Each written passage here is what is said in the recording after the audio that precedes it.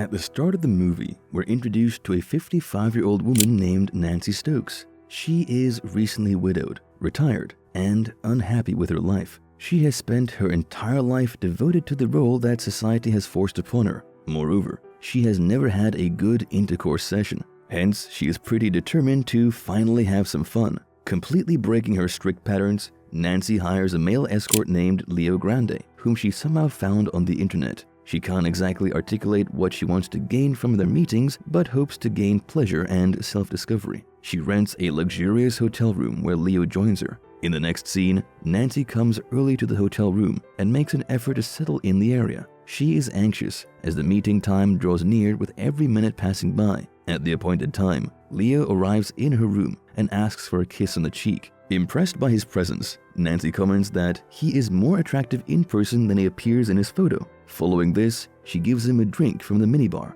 and the two exchange pleasantries. Meanwhile, Leo correctly guesses that Nancy is nervous about the encounter. Because she is embarrassed by the fact that she is twice Leo's age, Nancy keeps trembling with fear. She believes that what she is doing is morally wrong. However, Leo informs her that she is clearly attractive and has a perfect physique. He gives her a soft kiss when she inquires about whether or not she is a letdown. But she's anxious and wants to end the encounter as soon as possible. After some time, Nancy reveals that her husband, who died 2 years ago, was the only partner she ever had.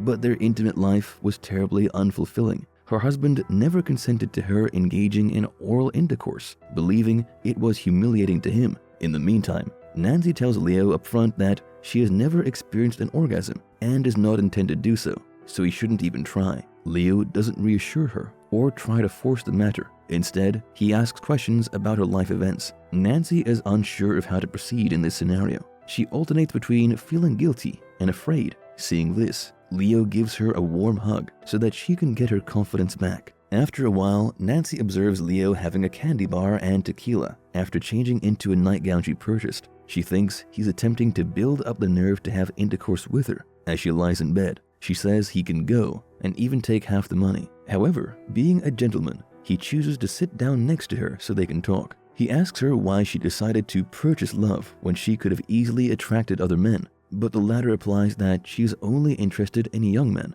In this way, Nancy talks with Leo for a while so that she can be comfortable enough to be intimate. She mentions that she taught religious education, yet lacks the guidance and meaning in life that religion is meant to offer. She has also sacrificed her dreams and aspirations for the sake of her 2 children, a son who bores her and a daughter who frustrates her, but she refuses to acknowledge that she resents them for it. Nancy has spent her entire life suppressing her wants, first as a dedicated daughter, then as a wife, mother, and teacher. She feels as though she has wasted her life trying to do things correctly. She then acknowledges that she has always been self-conscious about her appearance and that her mother had taught her not to be vain. But Leo convinces her that there is nothing wrong with being confident and charmed by one's physical attractiveness. As the two continue talking, they start developing a sense of affection towards one another. After a while, Nancy asks Leo if his mother is aware of his line of work. She is curious to learn if he is a troubled runaway with a traumatic history. Leo replies by disclosing certain details about his life, such as the belief held by his mother that he works on an oil rig. Leo believes that providing intimate services is a vital service.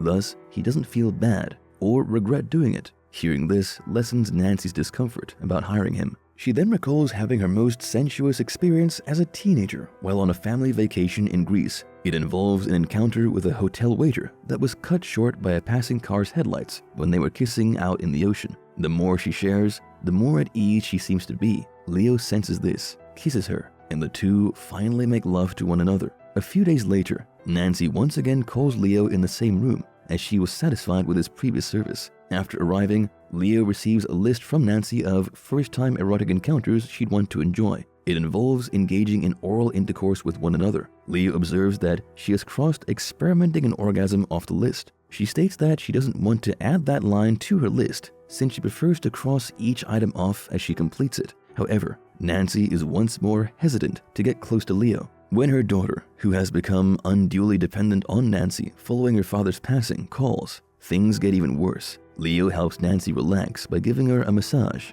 and dancing. He also advises her to avoid getting too caught up in the idea of doing all of her acts in one evening. When Nancy talks about giving up her youth and potential adventures for her family, Leo reveals that he has a younger brother who is in the military and with whom he is estranged. After a while, Leo suggests that Nancy book additional sessions in order to reduce the strain she is placing on herself to perform. This offends Nancy, who thinks he's only there to get money from her. Even when she hires Leo, Nancy can't help but wondering why someone with his charisma would need to do work in this department, and what sort of sub-story would have led him to do it. Nancy has several out-of-date beliefs about hookers, beliefs that are undoubtedly common. Leo, however, disproves Nancy's assumptions, claiming that he enjoys what he does and that getting paid for one's work is not nasty. He is not ashamed of what he does, since he likes what he does and understands that it can benefit others and make them happy. Additionally, his line of business occasionally involves activities other than intercourse. She feels excited as he talks about his job and performs oral intercourse on him. Nancy grows a little more tolerant as they spend more time together. In the following scene, Leo's third appointment with Nancy is booked in the same room. As expected, the two have a wonderful time. They have a great relationship and have accomplished several items on Nancy's list. Even their personal lives have been a little bit revealed. This time, he fulfills the second item on her list, oral intercourse, which she enjoys, but still does not experience orgasm. After a while, Nancy tries to push Leo for more information about his personal life, but he refuses, claiming that his only purpose in being there is to give fantasy. Despite him setting boundaries to keep things professional, Nancy's curiosity gets the best of her, and she begins prying into his personal life and relationships with his estranged mother and brother. Nancy then comes clean about having stalked Leo online and finding out his real name, which is Connor. She asks about the chance of them being friends outside of these sessions and also advises Leo to share his work with his family. Unfortunately, Leo is enraged by Nancy's breach of his privacy. He immediately changes into his clothes and demands her not to book him again if she tries to contact his family or gives any of his personal details to anybody else. He also threatens to reveal her as a customer. Soon,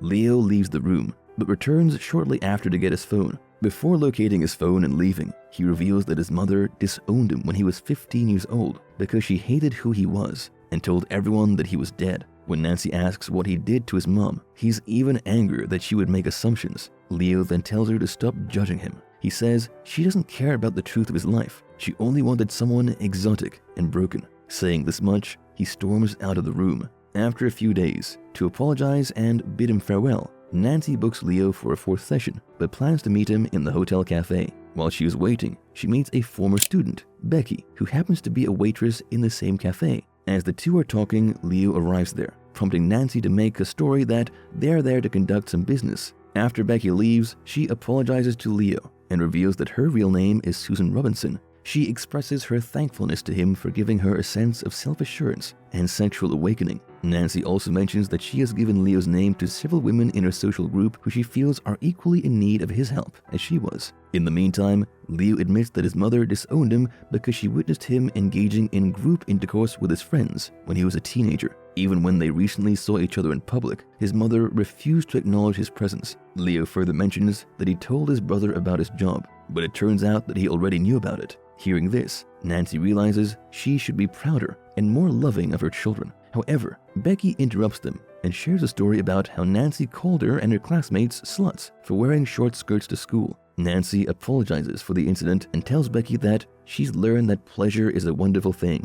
Just then, she admits her relationship with Leo and recommends his services to Becky. Following this, Nancy invites Leo for one more session in the hotel room upstairs, where they passionately perform every last act on her list. Nancy has gone through every one of them, but despite that, she has not yet had an orgasm. After a while, when Leo searches for an erotic toy he brought to help her, Nancy observes him moving around naked, and when she pleasures herself, she finally gets her first orgasm. Later, as Leo is leaving, Nancy thanks him and informs him that this will be the last meeting because she no longer requires his services. The final scene shows Nancy admiring her figure in front of the hotel mirror while standing fully naked. She smiles, feeling content with her body for the first time in her life.